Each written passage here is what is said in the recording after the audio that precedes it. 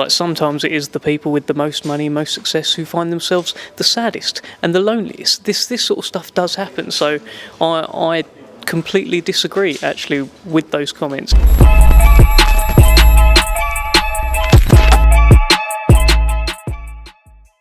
Yeah, cool.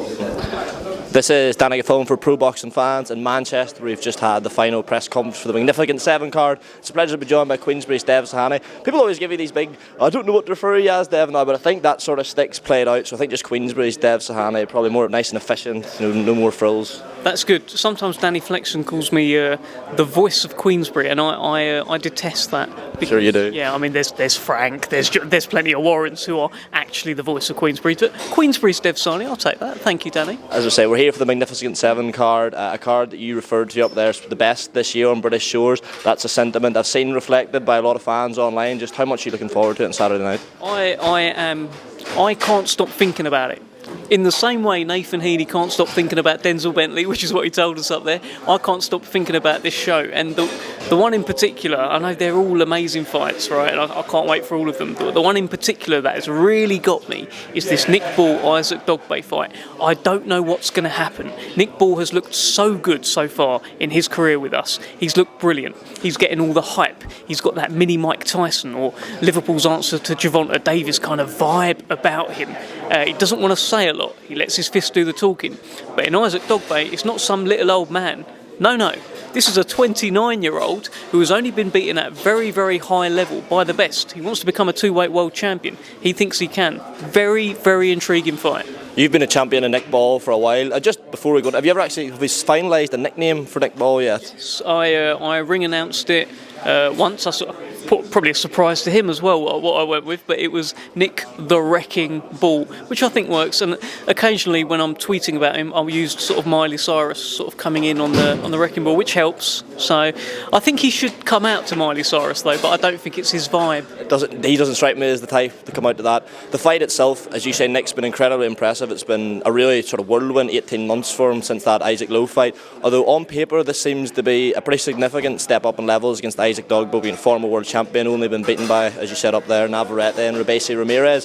What have you seen from Nick Ball against the likes of Isaac Lowe, against Lamate last time out, that makes you confident he can make that jump? Well, look, I think he's very good at fighting people called Isaac, and that seemed to help him last time. But no, away from that, he's got this. We know how hard he trains. If you follow his Instagram, he says no one trains harder than me. I think everyone in Liverpool has probably seen him run past their window at some point. He's always running the streets of Liverpool, and he's got a style which is awkward for most people. I don't know how that's going to play out against Isaac Dogboe, because normally Nick Ball is punching up and it's awkward to sort of defend against. He's got that style, that coiled spring kind of style. Dogboe's the same sort of size of him. Nick Ball says that actually that will mean that he's going to have more power, that he can't miss. The guy's going to be right in front of him. So I don't know, but I know he's going this way and he's doing all the right things. But this is a significant step up, as you said. We'll see. Plenty of other title fights in the card. If we ran through them all, we'll be here all day. Just run us through your highlights of the undercard. Absolutely all of them. But look, I'm excited about all of them. It's great that we've suddenly got a unified super welterweight title fight out of nowhere. It was just going to be the WBC title, Hannah Rankin and Emma Kozin. Now the WBO's on the line as well. So the winner walks away with 2 belts and becomes a real name in women's boxing. And in that division, you can be a bit of a player there with those 2 belts. So, very excited for the winner of that fight. Nathan Heaney, Denzel Bentley. Denzel Bentley has been competing at a higher level. He acquitted himself so well against Janibek. He's sort of got this air about him now as like an uncrowned world champion. And Nathan Heaney, his dream is to win that belt that was right in front of Denzel Bentley, which was in touching distance today. His dream has been to win that. And he's got a nightmare of an opponent in front of him.